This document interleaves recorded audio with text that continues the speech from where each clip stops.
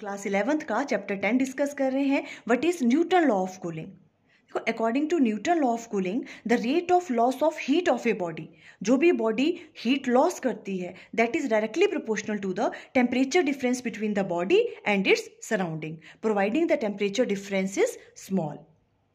किस तरह से राइट डाउन करेंगे? Rate of cooling is directly proportional to temperature difference between body and surroundings. अब रेट ऑफ कूलिंग को हम फॉल इन टेम्परेचर भी राइट डाउन कर सकते हैं, बिकॉज बॉडी का टेम्परेचर क्या कर रहा है? Fall in temperature is directly proportional to change in temperature. For example, आपके पास एक हॉट कप ऑफ टी है. कुछ टाइम के बाद उस टी का टेम्परेचर क्या हो जाता है? कम हो जाता है. मीन्स उसका टेम्परेचर क्या कर रहा है? फॉल कर रहा है. वो जो टेम्परेचर फॉल कर रहा है, फॉल इन टेम्परेचर, वो किसके डायरेक्टली प्रोपोर्शनल होता है? टेम्परेचर डिफरेंस बिटवीन वो जो टी का टेम्परेचर है एंड सराउंडिंग का टेम्परेचर, उनका जो डिफरेंस है उसके डायरेक्टली प्रोपोर्शनल होता है जो फॉल इन टेम्परेचर हो रहा है.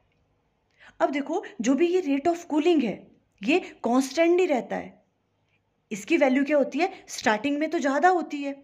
मतलब स्टार्टिंग में जो फॉल इन टेम्परेचर है वो क्या होगा? फास्ट होगा. बिकॉज फॉल इन टेम्परेचर किसके डायरेक्टली प्रोपोर्शनल है?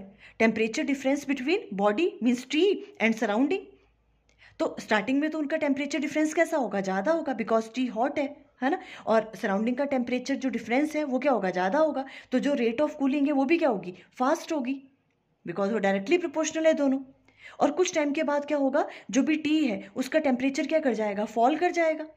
तो जो डिफरेंस है टी एंड सराउंडिंग का जो टेम्परेचर है वो भी क्या हो जाएगा? कम हो जाएगा, है ना. तो उसकी वजह से क्या होगा? जो रेट ऑफ कूलिंग है वो भी कैसे हो जाएगा? उसका प्रोसेस भी कैसा हो जाएगा? स्लो हो जाएगा. If you want to understand the proof of Newton law of cooling, video का लिंक स्क्रीन पे आ रहा होगा. Thank you.